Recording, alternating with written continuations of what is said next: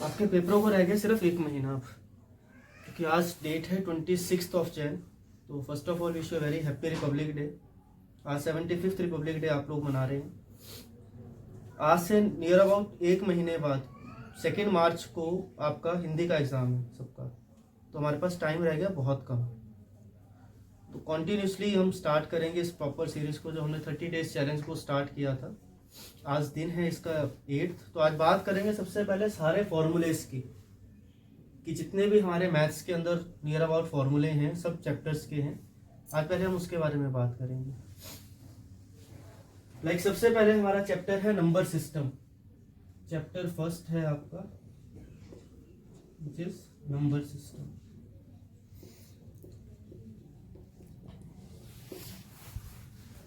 ठीक है,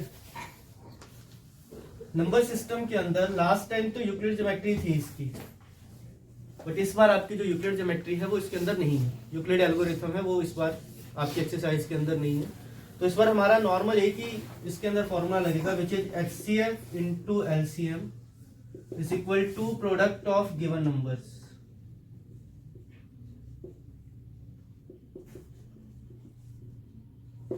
और एक फॉर्मूला जो है ये काफी इंपॉर्टेंट भी है। कई बार इस पर जो है वो 2 मार्क्स का क्वेश्चन जरूर आ जाता है।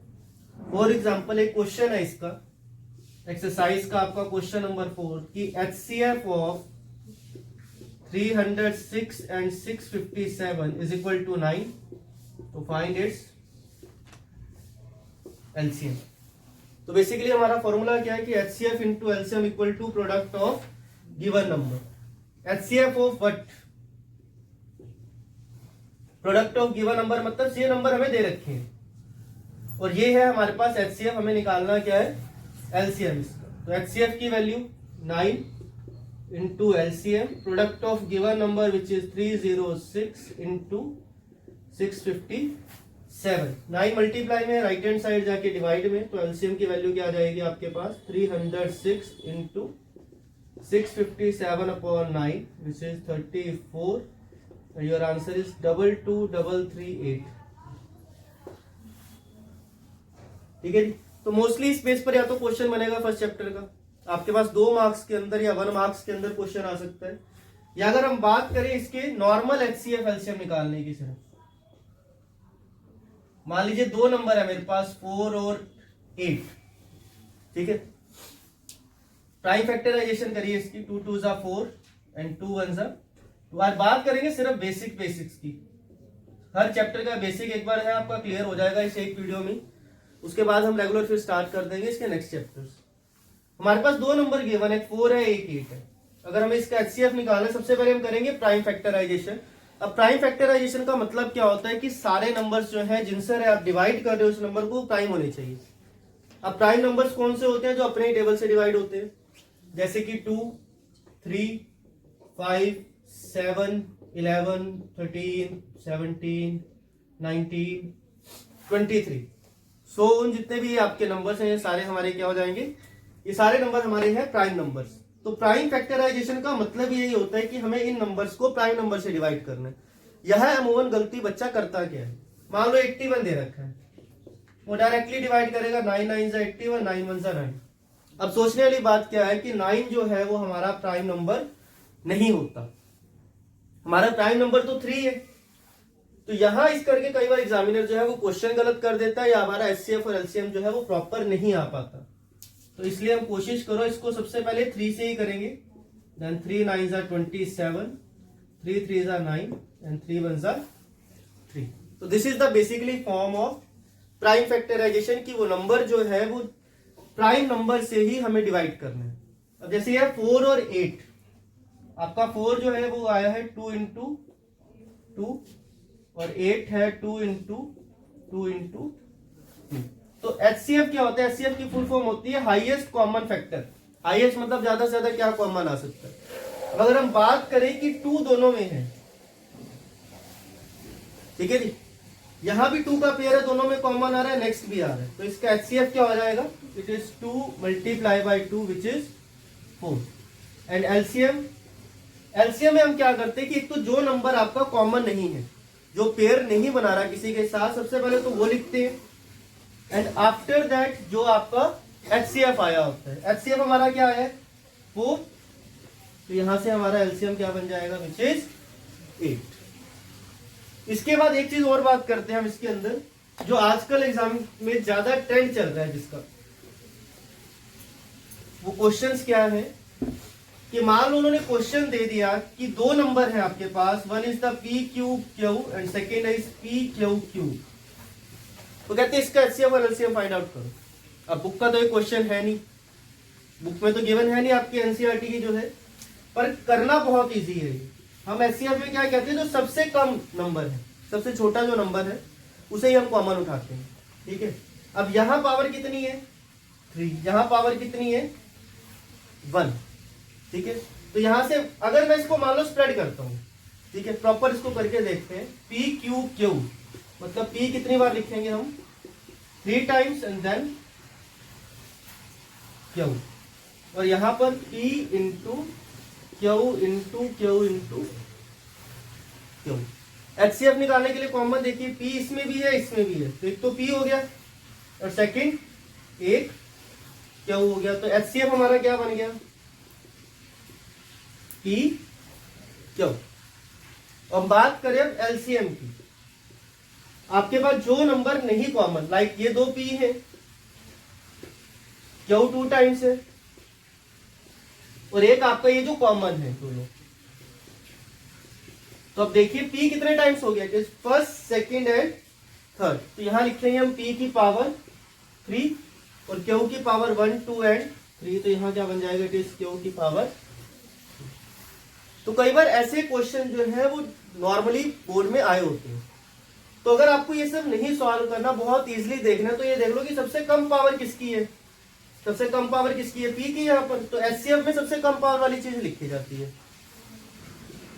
तो यहां से एचसीएफ अगर मैं डायरेक्ट देखूं तो सबसे कम पावर है यहाँ p और यहाँ पर q, और एलसीएम में सबसे हाईएस्ट पावर देखते हैं, हाईएस्ट पावर कितनी है इसकी 3 एंड दिस इज q। एक और एग्जांपल ले लो,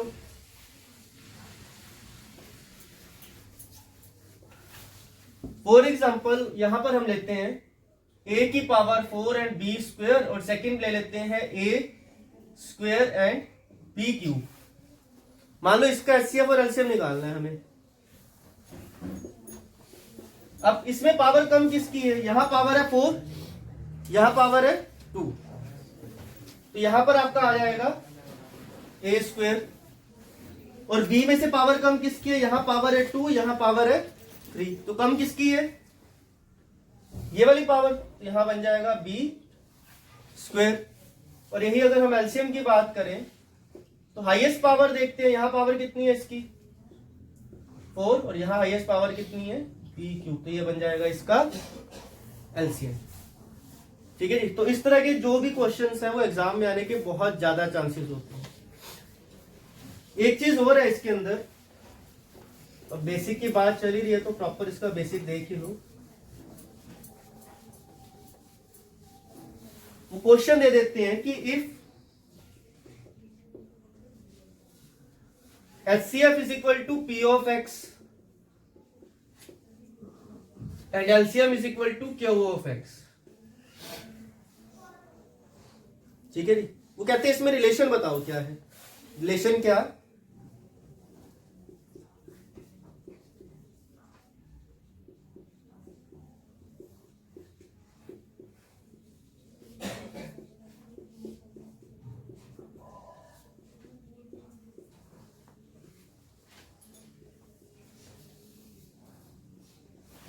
ये 4 ऑप्शन उन्होंने दे दिया आपको, ठीक है, कि एचसीएफ हमने मान लिया P ऑफ X, एलसीएम हमने दे रखा है Q ऑफ X।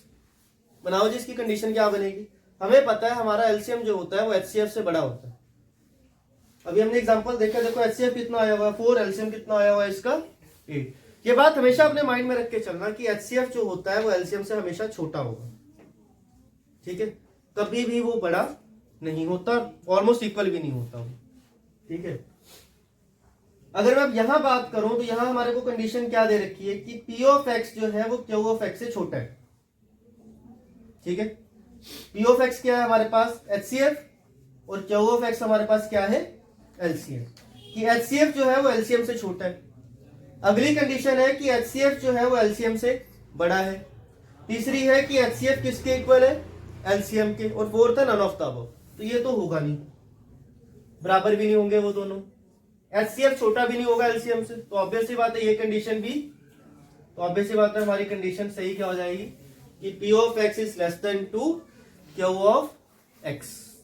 तो ये चीजें हमारी बहुत ध्यान रखने वाली क्वेश्चन है। कई बार वो डायरेक्ट क्वेश्चन नहीं देंगे कि 6 और 12 का HCF LCM निकालो, या आपको एक वैल्यू दे दी और दूसरी फाइंड आउट करनी है, वो आपको इस टर्म में भी दे सकते हैं। तो ये चीज हमें हमेशा अपने माइंड में रख के चलनी है कि किस तरीके से। एक तो पावर वाली चीज कि जिसकी पावर कम है दोनों में से वो HCF बन जाते हैं, और जिसकी पावर ज्यादा है वो LCM बन जाएगा।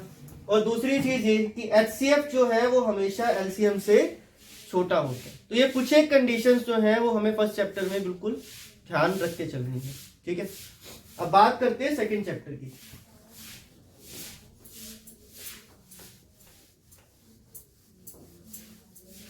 आपका सेकंड चैप्टर है इसमें पॉलिनोमियल्स,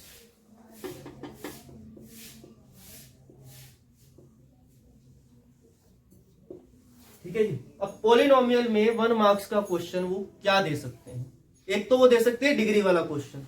ये नॉर्मली मैं बेसिक मैथ्स वालों की बात कर रहा हूं कि 1 नंबर में वो क्वेश्चन क्या दे सकते हैं। For example x³ + 4x² + 3x + 6, उन्होंने डिग्री पूछ ली, इसकी डिग्री क्या होगी बताइए।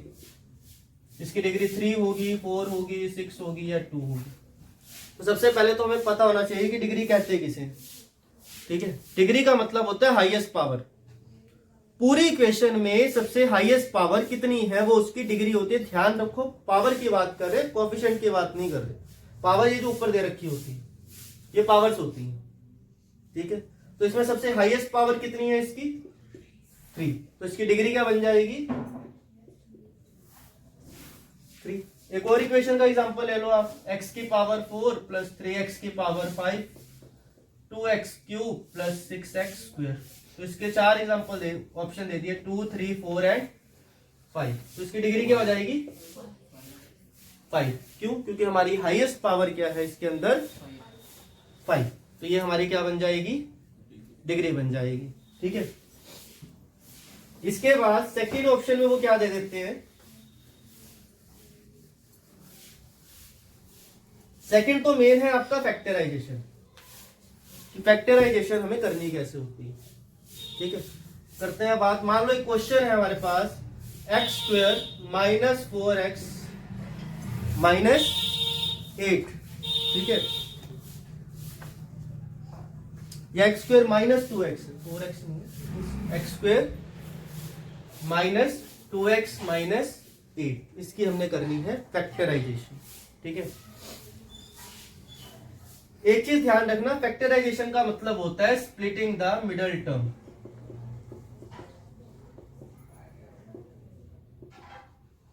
मतलब जो टर्म आपको बीच में दे रखे, स्प्लिटिंग का अर्थ होता है तोड़ना, ठीक है। 2 पार्ट्स में तोड़ना होता है उस चीज को। अब splitting the middle term, middle term कौन सी है हमारे पास 2x। इसे हमने क्या करना है ब्रेक करना है 2 पार्ट्स के अंदर, ठीक है। जब सिर्फ ब्रेक ही हमें इसे करना है तो फर्स्ट थर्ड का तो हमारे पास अभी कोई मतलब ही नहीं होना चाहिए। तो इसको हम एज इट इज लिख देते हैं, it is x² then minus. ध्यान दो ये साइन भी मैं साथ लिख के चल रहा हूं। इसका रीजन बताएंगे आपको कि साइन क्यों साथ लिखे जाते हैं ऐसे, ताकि जब हम फैक्टराइजेशन करें। अब देखो यहां पर -2x है, तो सबसे पहले तो हमें स्प्लिट करना है। इसी दिमाग में होनी चाहिए कि स्प्लिट करना है किसको, इस नंबर को 2 नंबर में तोड़ना है। अब तोड़ने का मतलब कि उनको सॉल्व करके आंसर हमारे पास यही -2x बनना चाहिए। तो ऑलमोस्ट बच्चा कंफ्यूज रहता है इसके अंदर कि हम किसे बड़ा लिखें कि जो हमारा आंसर जो है वो माइनस में आ जाए। तो उस कंफ्यूजन को दूर करने के लिए हम क्या करते हैं, साइन हम पहले ही एज इट इज लिख देते हैं, ब्रैकेट लगा दो यहाँ पे, ठीक है। अब आप ध्यान से देखिए हमारे पास सिर्फ 2x बचा है, हमें सिर्फ इसको सॉल्व करना है, ठीक है। एक एक चीज को करेंगे इसमें, फर्स्ट और लास्ट टर्म इनको करो मल्टीप्लाई साइड में। जब जरूरत ही नहीं है इनकी तो हम इसे साइड में लेके जाएंगे, इनको क्या कर देंगे हम मल्टीप्लाई, ठीक है। आपने x² को मल्टीप्लाई कर दिया 8 से तो क्या बन गया ये 8x²। अब वो दो नंबर सोचने हैं जिसे मल्टीप्लाई करके आए 8x² और प्लस या माइनस करो तो हमारे पास बचे सिर्फ 2x। आपने अब साइन को नहीं देखना, क्यों? क्योंकि साइन में पहले इसका यहाँ पे लिख चुका हूं। वो जब हम ब्रैकेट सॉल्व करेंगे तो ऑटोमेटिक आपका आंसर उसी में कन्वर्ट हो जाएगा। ठीक है, यहां पर वैल्यू क्या गिवन है 2x और मल्टीप्लाई करके क्या आना चाहिए 8। नंबर कौन से पॉसिबल है? 4 2 जा 8 या फिर 8 1 जा 8। ठीक है जी, हमारे पास यही दो नंबर बनते हैं। अब एक चीज और देखनी है, किसको ऐड या सब्ट्रैक्ट करके 2 बने हमारे पास। अगर 8 और 1 को करते हो तो 9 आ जाएगा। ठीक है, मान लो 8 प्लस 1 करा, ये बन गया 9 और 8 में से 1 जाएगा तो क्या बन जाएगा? तो ये तो किसी कीमत पे नहीं होगा। बचा क्या हमारे पास 4 और 2। 4 माइनस 2 अगर प्लस करूंगा तो क्या बन जाएगा 6। पर है क्या यहाँ पर हमारे पास 2x, तो 6 तो लिख नहीं सकते, तो बनेगा क्या यहाँ पर 4 माइनस 2 विच इज 2। तो इसलिए हम यहाँ लिखेंगे 4x माइनस 2x। ठीक है जी, अब हम करेंगे bracket open which is x²। Bracket के बाहर साइन क्या है माइनस। ये ध्यान रखो, ब्रैकेट के बाहर कोई भी चीज हो, कोई नंबर हो, कोई साइन हो, कोई कांस्टेंट हो, कोई वेरिएबल हो, वो ब्रैकेट के अंदर सबसे मल्टीप्लाई होता है। ये ध्यान रखो। ठीक है, ब्रैकेट के बाहर साइन है माइनस, करो मल्टीप्लाई। माइनस को 4x से करो विच इज माइनस, माइनस को माइनस 2x से करो तो माइनस माइनस। अब देखो यहां कंफ्यूजन दूर हो गई हमारी, क्या माइनस 4x में से 2x जाएंगे तो ऑब्वियस सी बात है माइनस 2x ही बचेगा, क्योंकि साइन किसका लगता है जो नंबर बड़ा होता है। 4x और 2x में से बड़ा क्या है 4x। 4x के आगे साइन क्या है, तो सॉल्व करोगे तो आंसर हमारा क्या आने वाला है माइनस के 2x आने वाला है। अब बात करते हैं कॉमन लेने की। 4 नंबर टर्म्स हो गई, फर्स्ट सेकेंड थर्ड फोर्थ। 2 को अलग कर देंगे, 2 को अलग कर देंगे। ठीक है, लीजिए कॉमन इसमें से क्या ले सकते हैं। अब कॉमन लिया जाता है सबसे छोटा नंबर। यहां 4 है, यहां पे कोई भी नंबर तो है नहीं। यहां पर हमारे पास x² है, यहां पर हमारे पास x है, तो x छोटा है तो ऑब्वियस सी बात है x कॉमन आ जाएगा। कॉमन लेने का क्या मतलब होता है डिवाइड करना। अब मान लो आप x कॉमन लेके चल रहे हो तो हमारे पास इक्वेशन है x² माइनस 4x, तो x से डिवाइड कर दो। x से x, यहां पावर 2 है, यहां पावर 1 है, कैंसिल होगी, क्या रह जाएगी खाली। यहां x से x कट गया, क्या रह गया माइनस। तो अगर यहां से x कॉमन लेंगे, और एक चीज और ध्यान रखना, वो चीज दोनों में होनी चाहिए जो चीज आप कॉमन लेके चल रहे हो, ये चीज भी हमें माइंड में रख के चलनी है। अब यहां देखो, यहां पर x है, यहां x नहीं है, तो ऑब्वियस सी बात है x तो कॉमन आने नहीं वाला। कॉमन क्या आएगा हमारे पास 2, क्योंकि 2 के टेबल से 8 डिवाइड हो जाता है, तो यहां पे 2x माइनस 8, 2 से 2 कैंसिल, 2 4 जा 8। ये दोनों वैल्यू आपकी सेम आनी चाहिए। ठीक है, चाहे ये है और चाहे ये है। तो यहाँ इक्वेशन हमारे कॉमन क्या बन जाते हैं x प्लस 2 और x माइनस 4। ठीक है जी, यहां से हम दो वैल्यू निकालते हैं। One is x plus 2 equal to 0, so x is equal to आ जाएगा 0 minus 2 which is minus 2। Then x plus 4 equal to 0, x की value 0 minus 4 which is equal to minus 4। तो यहां पर हमारी दो वैल्यू निकलती है, एक को हम अल्फा कहते हैं, एक को हम बीटा कहते हैं। ठीक है, अब इसके लिए हम निकालते हैं सम ऑफ जीरोस और प्रोडक्ट ऑफ जीरोस, कि जो आपने ये दो वैल्यूज निकाली हैं, सम ऑफ जीरोस और प्रोडक्ट ऑफ जीरोस। अभी सिर्फ इसका नॉर्मली मैं समझा रहा हूं क्योंकि इसका एक एक क्वेश्चन जो है वो प्रॉपर कराया जाएगा। अभी ये कि जितने भी हमारे पास चैप्टर है एक बार फ्लैशबैक में हम ले जाते हैं सारे, कि समझ आ जाए कि उनको बेसिकली हमें है क्या, करना कैसे है। तो सम ऑफ जीरोस का फॉर्मूला होता है alpha plus beta is equal to minus के बी अपॉन ए, और product of zero, sum of zero मतलब कि जो आपने ये वैल्यूज निकाली है इनको ऐड करना है। एक को अल्फा मान लिया, एक को बीटा, तो alpha plus beta equal to minus b upon a, and then alpha into beta is equal to होता है सी अपॉन ए। अब ये ए बी सी आएंगे कहां से, हमारे पास तो सिर्फ वैल्यूज गिवन है अल्फा और बीटा की, तो एबीसी कहां से आते हैं कि जो इक्वेशन आपको ये गिवन है x square minus 2x minus 8 वाली, इसे हम कंपेयर करते हैं किससे? Compare given equation with ax square plus bx plus c। यहां से आपके पास a की वैल्यू भी आ जाएगी, यहां से आपके पास b की वैल्यू भी आ जाएगी, और यहां से आपके पास c की वैल्यू भी आ जाएगी। तो उस वैल्यूज को हम जो सम ऑफ जीरो है और प्रोडक्ट ऑफ जीरो है यहां पर हम पुट करेंगे। अगर दोनों इक्विवेलेंट हो जाते हैं तो हमारी फैक्टराइजेशन सही है, नहीं तो गलत है। ठीक है जी। ये हमारे पास डायरेक्ट क्वेश्चन भी आ सकता है कि आपको कोई इक्वेशन दे रखी होगी और उसके जीरोस के बीच में आपको रिलेशनशिप फाइंड आउट करना होगा। कई बार डायरेक्ट भी नहीं लिखा होगा कि सम ऑफ जीरो निकालो और प्रोडक्ट ऑफ जीरोस निकालो, वो साफ कह देंगे find the relationship between the zeros. ठीक है। अब इसमें दूसरी चीज क्या है?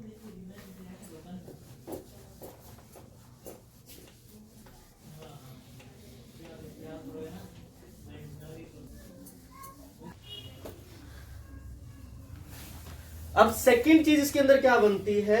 सेकंड है कि आपको गिवन होगा कि सम ऑफ जीरोस भी आपके पास गिवन है और प्रोडक्ट ऑफ जीरोस भी गिवन है।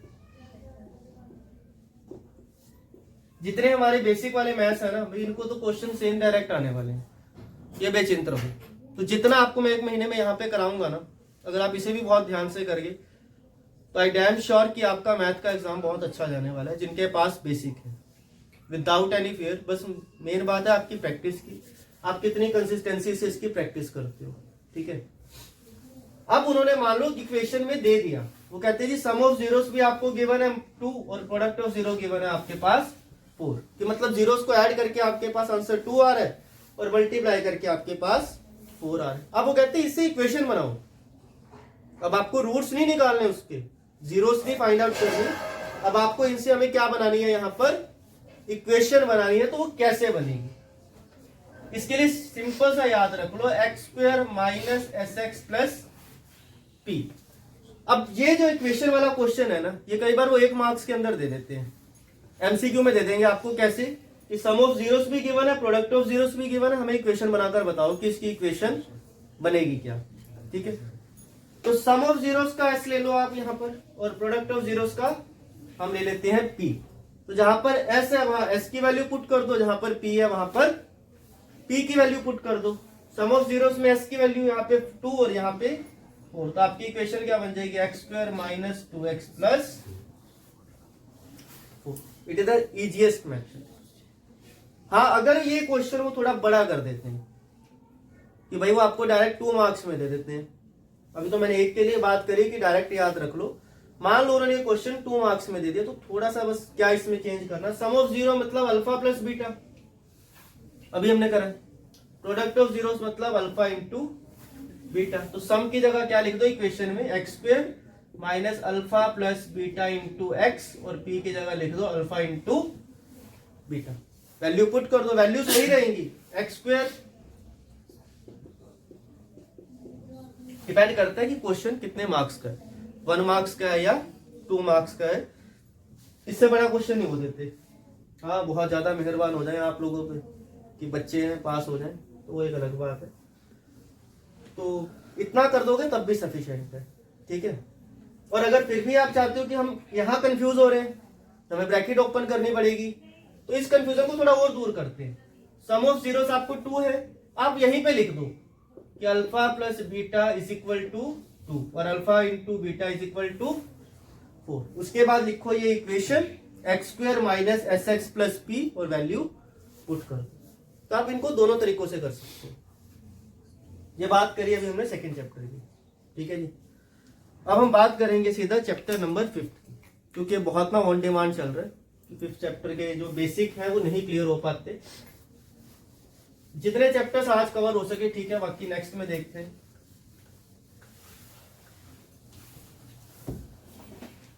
चैप्टर 5, अब इसमें होने क्या वाला है? Which is arithmetic progression. Writing ना समझ आए तो समझ लेना, क्योंकि वीडियो में आप चेंज तो कर नहीं पाओगे। ठीक है जी। चैप्टर है आपका arithmetic progression which is chapter 5। एक चीज इसमें ध्यान रखना, मैं आपको मोस्टली बता देता हूँ कि पेपर में इसमें से बनने क्या वाला है। एक तो बनेगी इसमें से केस बेस्ड स्टडी। इस बार थोड़ा ना पेपर का फॉर्मेट चेंज है, मैं आपको पहले थोड़ा ना उसके बारे में डिस्कस कर लेते हैं। 20 एमसीक्यू है। अब खाली वो एमसीक्यू नहीं रहे, इस एमसीक्यू के अंदर आपके फिल इन द ब्लैंक्स भी होंगे, ठीक है जी। इस 20 एमसीक्यू के अंदर आपके ट्रू फॉल्स भी हो सकते हैं। इन एमसीक्यू के अंदर आपके वन वर्ड भी हो सकते हैं। अब ये वन वर्ड क्या होता है, कोई क्वेश्चन तो है नहीं कि कौन सा युद्ध कहां हुआ था, वो डायरेक्ट पूछेंगे कि sin 60 की वैल्यू लिख दो, cos 60 की वैल्यू लिख दो, a प्लस बी का होल क्यूब क्या होता है। कोई भी इस तरीके का जो क्वेश्चन है वो डायरेक्ट आपको दे सकते हैं 1 मार्क्स के अंदर, ठीक है। और फोर्थ एक नया कंसेप्ट इन्होंने लॉन्च किया इस बार, जो कि सीबीएसई से अब एचबीएसई में आया है, which is assertion and reason. इसके बारे में थोड़ा डिटेल में स्टडी करेंगे, ठीक है। तो ये 4 तरह की चीजें होने वाली हैं। ये 2 मार्क्स के रहेंगे।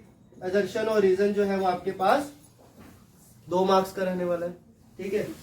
आपके पास जो वन वर्ड है वो डिपेंड करता है उनके नेचर के ऊपर। फिल इन द ब्लैंक्स और ट्रू फॉल्स भी हो सकता है, 2-2 मार्क्स के हो जाए। तो कुल मिला के 20-20 में से आपके 5 या 6 नंबर के इस तरीके के बनने वाले हैं, और बाकी सारे जो होंगे वो आपके एमसीक्यू बनेंगे, ठीक है। इसके बाद हम बात करें कि 20 एमसीक्यू हो गए और 3 आएंगी केस बेस्ड स्टडीज, और एक केस बेस्ड स्टडी होगी 4 मार्क्स की। तो 3 into 4 विच इज 12 मार्क्स, ठीक है। 12 नंबर की आपकी क्या बनने वाली है, केस बेस्ड स्टडी। तो 20 और 12 32 नंबर का तो आपका ये पेपर हो गया। हो सकता है कि 5 क्वेश्चन जो है वो आएंगे आपके पास शायद लॉन्ग, 4 क्वेश्चन आई थिंक, 4 4 5 और 20, 4 क्वेश्चन आएंगे 5-5 मार्क्स के, ठीक है।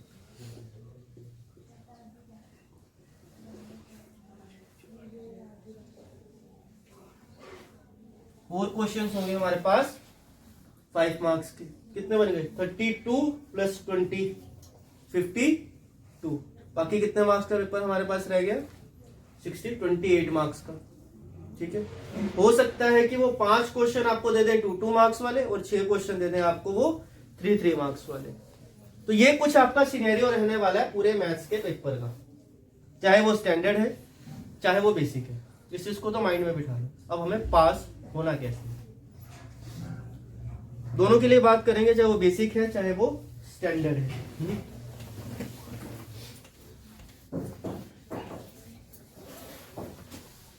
फिफ्थ चैप्टर की करते हैं बात, पहले जो कंसेप्ट बात चल रही है पहले से ही कंटिन्यू कर लो।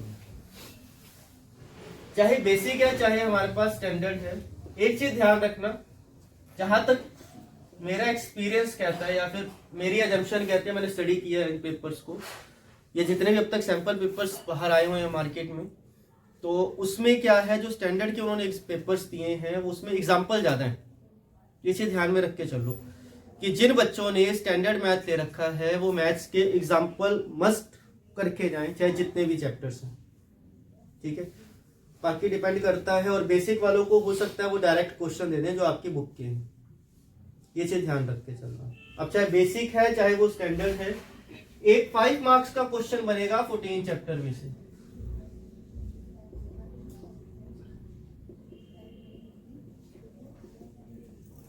ये डायरेक्ट बुक में से आने वाला है, इसमें शायद वो चेंज ना करें, ठीक है जी।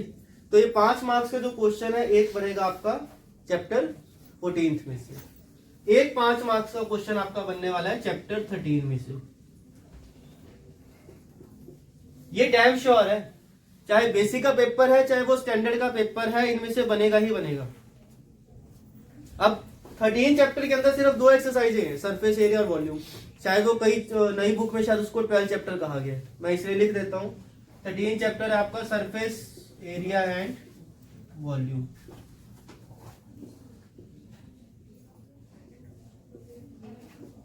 और चैप्टर 14 है आपका स्टैटिस्टिक्स, ठीक है जी। इसमें से डैम श्योर 5-5 मार्क्स के क्वेश्चन जरूर आने वाले हैं, तो इसको तो बहुत अच्छे से कर लेना, क्योंकि 10 मार्क्स है ये हमारे पास, ठीक है। एक 5 मार्क्स का क्वेश्चन उम्मीद है या तो थर्ड चैप्टर में से होगा या फोर्थ में से होने वाला है। ये जितने लॉन्ग क्वेश्चन है आपको अभी बता रहा हूं कि इसमें से बनने वाले हैं, या तो थर्ड चैप्टर में से बनने वाला है या वो फोर्थ चैप्टर में से बनने वाला है। एक क्वेश्चन होगा और वो बनेंगे स्टेटमेंट वाले सम, ठीक है। 5 मार्क्स के आपके कितने क्वेश्चन हो गए? 3। अब बचा एक क्वेश्चन 5 मार्क्स का, ठीक है। उसकी जहां तक मुझे उम्मीद है वो बनेगा आपका चैप्टर 9 में से, ठीक है, क्योंकि इसके अलावा मुझे लगता नहीं है कि कोई लॉन्ग क्वेश्चन बनने वाला है।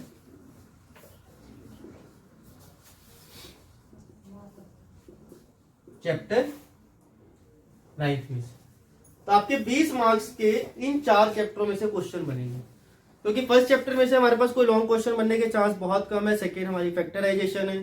फिफ्थ चैप्टर में से तो केस बेस्ड स्टडी बननी है, इसलिए मैं कह सकता हूँ कि फिफ्थ चैप्टर में से नहीं बनेगा। चांसेस है सिक्स्थ में से शायद बन जाए, ठीक है। और अगर वो 9th में से देते हैं, हो सकता है वो दोनों क्वेश्चन 9th के डाल दें। आई थिंक 15 क्वेश्चन है या 16 क्वेश्चन है पूरे चैप्टर के अंदर, ठीक है। या हो सकता है कि वो 8.4 का एक क्वेश्चन ले लें और एक क्वेश्चन ले लें वो 9th का, उसको और में कर दें वो, ठीक। 10th में से बनना मुश्किल है, उसमें से 3 मार्क्स का क्वेश्चन बनने वाला है। कंस्ट्रक्शन आपकी लास्ट टाइम थी, उसका क्वेश्चन आता था 5 मार्क्स का, इस बार वो कट हो चुका है। आपका 12 चैप्टर है एरिया रिलेटेड टू सर्कल, उसमें से 3 मार्क्स का क्वेश्चन बन सकता है और एक दो एमसीक्यू होंगे उसके अंदर। 13th का मैंने आपको बता ही दिया है। 14th का 15th का बनना मुश्किल है, प्रोबेबिलिटी है वो 3 मार्क्स में रहता है। तो ये कुछ सिनेरियो रहने वाला है आपके पास 5 मार्क्स के क्वेश्चंस का, चाहे वो बेसिक होने वाले हैं चाहे वो स्टैंडर्ड है, ठीक है। एमसीक्यू के लिए आपको बता दिया गया है कि क्या क्या आपको करना है, और जो चीजें यहाँ पर समझाई जा रही हैं उसे प्लीज माइंड में रख के चले, इससे आपके एमसीक्यू जो है वो काफी हद तक वैसे क्लियर हो जाएंगे, ठीक है। अब हम बात करते हैं चैप्टर 5 की।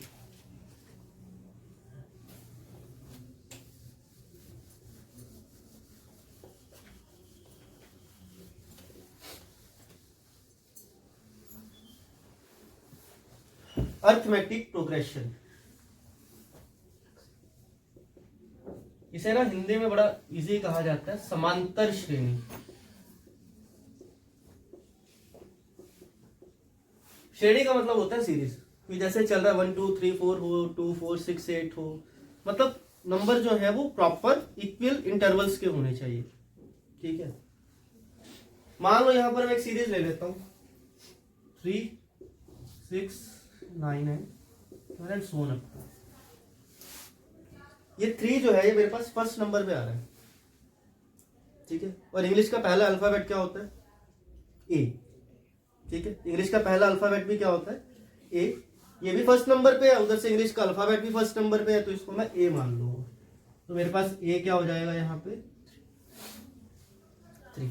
कई बार हम इसे ए कहते हैं, कई बार A1 भी कहते हैं, क्योंकि आ तो फर्स्ट नंबर पे रहा है ना, तो ए भी होता है और ये A1 भी होता है, ठीक है।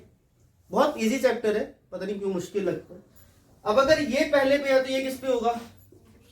दूसरे पे, तीसरे पे होगा, ये चौथे पे होगा, फोर्थ प्लेस पे होगा ये। अगर कोई 5वां होगा तो A5 भी लिखेंगे, 6 पे होगा तो A6 भी लिखेंगे उसे हम। तो पता लग गया फर्स्ट ऑफ चीज हमारे पास क्या है, A क्या होता है, A1 क्या है, A2 क्या है, A3 क्या है और A4 क्या है। अब हम बात करते हैं D। D क्या होता है? पहले फॉर्मूला ही लिख लो आप, फिर आप कहोगे हम लिख क्यों रहे हैं। ए डी कहां से आ रहे हैं? AN = A + N - 1 × D। ये बेसिकली हमारा फॉर्मूला है। ये हमें पता लग गया, हमारे पास फर्स्ट टर्म होती है। अब ये D क्या है? D होता है common difference. Difference means common, जिसका सबका कॉमन डिफरेंस कितना है, ठीक है। इन दोनों के बीच में कितने का गैप है? 3 का। 6 और 9 के बीच में कितने का गैप है? 3 का। 9 और 12 के बीच में भी कितने का गैप है? 3 का। तो हमारे पास D क्या हो जाता है यहाँ पर, इसे हम लिखते हैं proper A2 - A1, A3 - A2 and A4 - A3। A2 कितना है आपके पास? 6, A1 कितना है? 3, तो 6 - 3 विच इज देन 9 - 3 = 3, then 12 - 9 = देखो भैया ये तो अगर सब में इक्वल आ रहा है आपका, अगर तो डिफरेंस इक्वल है तो आपके पास जो गिवन सीरीज है वो अरिथमेटिक प्रोग्रेशन में है, नहीं तो उसका कोई सोल्यूशन ही निकलने वाला। तो इसलिए सबसे पहले ना हम इसका डी चेक कर लेते हैं कि डी जो है वो इक्वल आ रहा है या नहीं आ रहा। ठीक है, हमारे पास ए क्लियर हो गया क्या होता है और डी क्लियर हो गया क्या होता है। अब सबसे बड़ी चीज है लाइक एन और ए एन, यहां बच्चा ना ऑलमोस्ट कंफ्यूज होता है कि उसने एन किसे लेना है और ए एन किसे लेना है। बहुत इजी है, ये ध्यान रखो। मान लो एक सीरीज दे दिया उन्होंने, अगर तो उन्होंने लास्ट में ना टर्म वर्ड यूज कर लिया, जैसे लाइक 30th टर्म, कौन सा वर्ड उन्होंने यूज कर लिया? टर्म। ठीक है, इसे हिंदी में कहा जाता है, ठीक। अगर तो उन्होंने 30th टर्म लिख दिया इस वर्ड के साथ, इस जो हमारे पास नंबर है इसके साथ टर्म वर्ड आ गया, तो ये हमारा n बन जाएगा। क्या बन जाएगा हमारा? ये n बन जाएगा। तो n हमारा यहां पर क्या हो गया? 30। मां उन्होंने अब क्वेश्चन डायरेक्ट आपसे पूछ लिया कि भाई बताओ इसकी 30th टर्म क्या बनेगी। पहली 3 है, सेकंड 6 है, थर्ड 9 है, फोर्थ 12 है, तो इसकी 30th टर्म क्या बनेगी? तो n हमारे पास क्या हो गया? 30। a पता है हमें क्या है, हमें d भी पता है क्या है, तो a n की वैल्यू क्या है हमारे पास? 30। तो यहां हम क्या लिखेंगे? a 30। a हमारे पास है 3, n है हमारे पास 30 माइनस 1, d भी हमारे पास कितना है? 3। तो इट इज 3 प्लस 30 में से 1 गए 29। अब यहां बच्चा गलती क्या करता है? वो करता है पहले इनको प्लस, वो कहता है प्लस करना इजी है, पहले प्लस करो। नहीं, ऐसा नहीं करना है। अकॉर्डिंग टू अगर मैं बोर्ड मास का रूल भी पढ़ू ना, तो सबसे पहले ब्रैकेट, फिर ओपन, फिर डिवीजन, फिर मल्टीप्लीकेशन आता है आपका। तो सबसे पहले मल्टीप्लाई करो, 29 को 3 से मल्टीप्लाई करो तो which is 87। So your answer is 90। ठीक है, अब इसी चीज को मैं चेंज करूंगा, थोड़ा चेंज करूंगा। मैं यहां से ना 30th टर्म हटा दूंगा, सीरीज में वही रखूंगा। देखो 3, 6, 9, 12 अप टू, अब सिर्फ मैंने देखो 30 लिखा है, मैंने टर्म वर्ड का यूज नहीं किया, तो ये मेरा an बन गया। क्या बन जाएगा? ये an बन जाएगा। तो an is equal to a plus n minus 1 into d. Formula same रहने वाला, फॉर्मूला चेंज नहीं होगा। क्वेश्चन क्या चेंज हो गया कि 30 जो है वो कौन से नंबर पे आएगा। पहले तो उनका क्वेश्चन था कि 30th टर्म कौन सी बनेगी, अब उन्होंने पूछ लिया कि 30 नंबर कौन से टर्म पे आएगा। तो यहां पर an क्या हो गया? 30, a वही same 3 plus n minus 1, d की वैल्यू भी क्या है?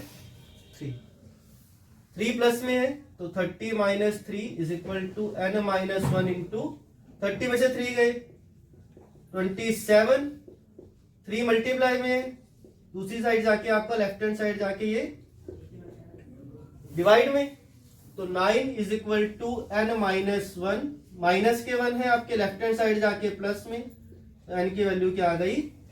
10। तो this is the difference between an and n। an की वैल्यू आपकी क्या आ जाएगी यहां पर? 30 की, इट इज 90। ठीक है, जैसे नॉर्मल मैंने क्वेश्चन लिया ना अभी कि उसकी 30th टर्म बताओ, ऐसे ही क्वेश्चन आपके पास वो 1 मार्क्स में दे सकते हैं। आपको ये सीरीज दे दी, मान लो सीरीज चेंज कर देते हैं इसकी। मान लो उन्होंने सीरीज दे दी 5, 10, 15 और उन्होंने पूछ दिया इसका 31st टर्म क्या होगी। मान लो उन्होंने आपसे पूछ ली इसकी 31st टर्म क्या होगी, बच्चे इसको सॉल्व करने बैठ जाएंगे। तो इसके लिए बहुत शॉर्टकट मेथड है। अगर आपको a31 निकालना है तो इसके लिए आप डायरेक्ट देख सकते हो a प्लस 30d। इसकी एक्सप्लेनेशन करूंगा जब मैं इस पूरे चैप्टर की वीडियो बनाऊंगा। ठीक है, अभी तो मैं आपको जस्ट बेसिकली बता रहा हूं। कोई सा भी नंबर हो, 60, 70, 80, 90, मान लो मुझे a79 निकालना है तो मैं इसको डायरेक्ट लिख सकता हूँ a प्लस 78d। ठीक है, एक नंबर कम करके लिख सकते हैं, क्योंकि इतना सॉल्व करने का वहां ना टाइम नहीं होता 1 मार्क्स के क्वेश्चन। यहाँ पर a की वैल्यू कितनी है हमारे पास? 5। पहला नंबर क्या होता है? a होता है। d क्या है इनके बीच में? डिफरेंस कितना आ रहा है? 5 का। तो 30 इंटू 5, तो your answer is 5 plus 150, this is 155। ठीक है, एक चीज और पूछ सकते हैं वो आपको। मान लो ये सीरीज दे दी 4, 8, 12 और 16। उन्होंने कहा इसकी नेक्स्ट 3 टर्म्स क्या होंगी। पहला नंबर 16 है, 4 का गैप चल रहा है, डायरेक्ट 4 ऐड कर लेना, अगला नंबर क्या बन जाएगा 20, फिर बन जाएगा 24, फिर आ जाएगा 28। ठीक है जी, ये ध्यान रखना। हाँ, यहां पर एक गलती हमसे क्या हो जाती है, मैं थोड़ा अब उस चीज पे आते हैं। अभी तो ये आया कि क्वेश्चन सॉल्व कैसे करना। अब गलती है, मान लो यहाँ पे दे दिया ए स्क्वायर ए क्यूब ए की पावर 4। अब बताइए अगली 3 टर्म्स क्या होंगी। बच्चा पता क्या लिखाता है जी, अगली 3 टर्म थी जी A5 A6 और A7। क्योंकि हमने तो यही कहा था भाई गैप देख लेना, नहीं, यहां पे क्वेश्चन गलत हो जाता है, ये ध्यान रखिएगा। ये पावर्स दे रखी हैं और ए स्क्वायर में से ए स्क्वायर वाली तो माइनस करोगे, सिंपल ए को थोड़ा माइनस कर सकते हो आप। ए क्यूब में से क्यूब वाली टर्म ही तो माइनस करोगे। आपने अगर 9th क्लास में हमने पढ़ा हो तो वहां आपको पता हो कि एक्स क्यूब के नीचे हम एक्स क्यूब वाली टर्म ही तो लिखते थे।